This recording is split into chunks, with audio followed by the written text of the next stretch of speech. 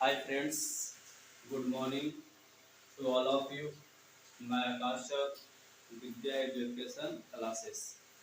तो चलिए, आज आप लोग के बीच एक प्रश्न लेकर आया हूँ और यह प्रश्न जो 9th और 10th दोनों के लिए बहुत ज़रूरी है। ठीक है, मतलब आवश्यक है, इम्पोर्टेंट है। तो प्रश्न है कि 8 सेंटीमीटर किनारे वाले दो घन को बराबर से जोड़ दिए जाते हैं तो परिणामी घनाभ का पृष्ठीय क्षेत्रफल ज्ञात करें। यहाँ पर दो घन है और दो घन को एक साथ जोड़ा गया है। दो घन को क्या किया गया है? एक साथ जोड़ा गया है। तो हम लोग जानते हैं कि घन की प्रत्येक भुजा क्या होती है? बराबर होती है। ठीक है, तो चलिए इसको बनाने के लिए हम शुरू करते हैं। तो सबसे पहले हम घन बनाते हैं। सबसे पहले एक घन बनाते हैं।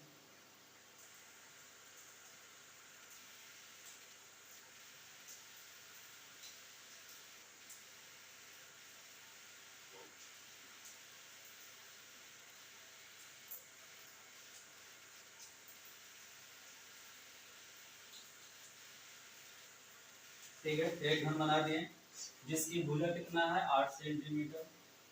तो ए भी 8 सेंटीमीटर होगी। आप घन की प्रत्येक भुजा क्या होती है? बराबर होती है। इसमें एक घन और जोड़ा गया, तो एक घन हम और जोड़ देते हैं।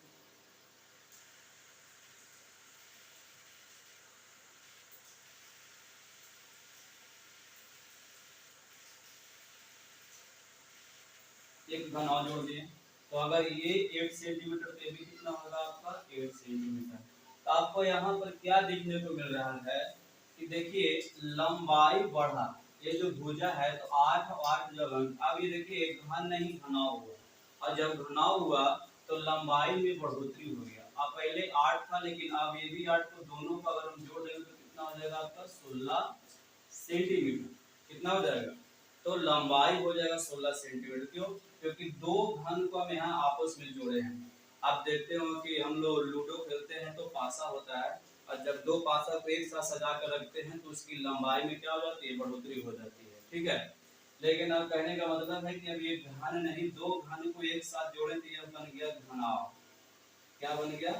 घनाव बन गया। ठीक है, अब घनाव की 3 विमाएं होती है, लंबाई, चौड़ाई और ऊंचाई होती है।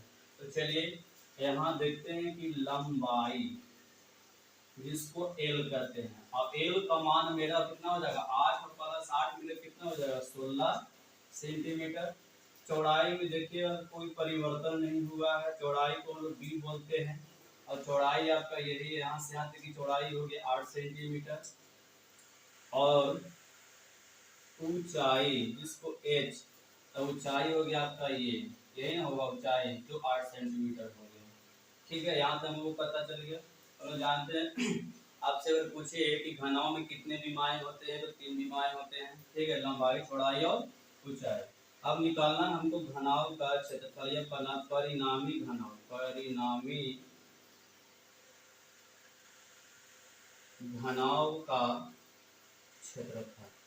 तो क्षेत्रफल होता है आपका 2 into L B plus B H plus L H, या 2 इंटू एल बी, मतलब एल इंटू बी लिखा हुआ मतलब गुना है, तो एल बी, तो ये दोनों को गुना करेंगे तो 16 गुना 8 लिखेंगे। फिर बी गुना एच, ये हो गया बी, ये गया तो 8 गुना 8 हो जाएगा आपका। एल गुना एच, ये हो गया एल, ये हो गया एच, तो 16 गुना 8। जब इसको हल करेंगे तो 2 इंटू 128 हो जाएगा। ये 8 भी 64 हो जाएगा, यहाँ भी हो जाएगा आपका 128। अगर सब को हम जोड़ते हैं, तीनों को जोड़ेंगे तो आएगा मेरा 320।